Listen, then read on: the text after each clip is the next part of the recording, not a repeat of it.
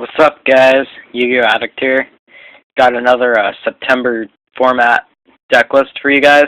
It's just one of those generic good 40 cards type decks that you might see randomly running around during the tournament. I think decks like this can do pretty well in tournaments due to being A, unexpected, and B, with the right techs, having good matchups against most everything. And there aren't any particular side cards that just do like really, really good against these because they're so varied in like what they can do. Generic decks like this though, they're pretty. There's a lot of like different things you can do with them too, which is nice. And decks like this definitely have a lot of potential to do well during this format.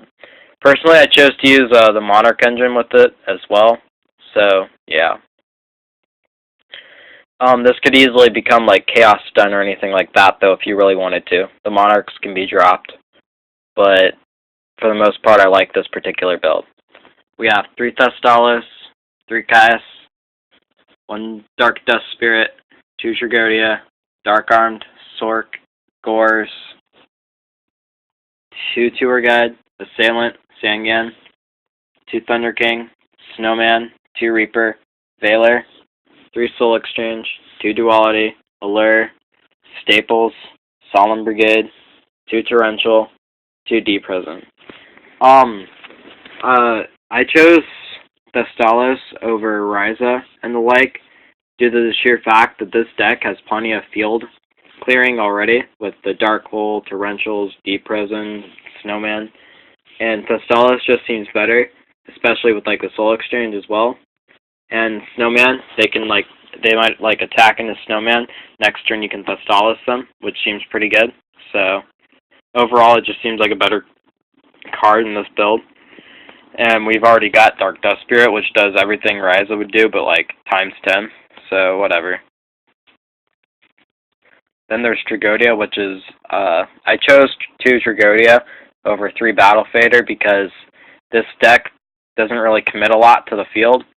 And I'd rather have a big beat stick that can transform that card advantage into actual damage as opposed to some random 0/0 that just happened to stop the attack. Because Tragodia pretty much stops it by itself anyway, just because it can get so large. And then I chose Night Assailant and Sangan because this deck relies on a lot of being able to go into Exceeds and stuff, which is one of the strengths, is that it can go into rank 3 so easily. And this deck relies on them a lot. And Tour Guide, I like being able to go into 2 Tour Guide plays, so Sangan seems like a good option. Other than that, you know, Chaos Sorcerer should be a BLS, but I'm not really too...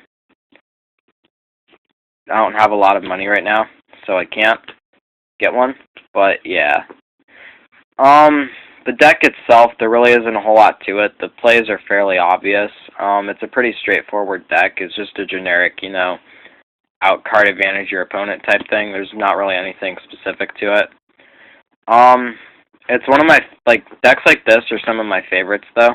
I don't really like themed decks as much as I like, you know, generic type decks. I don't know why, but that's just always been me. So, it definitely has a few advantages, though, with having, you know, the draw power from the dualities, Allure, stuff like that. But those are pretty generic, and almost any deck could really run Allure if you think about it. Like, there are so many good darks now with Tour Guides and all that, and Tragodias and Gores, and all that. Like, pretty much any deck could really, if they wanted to devote the space, run stuff like Allure and Dark Armed. So, let me know what you guys think, and that's really all I had to say. So, peace.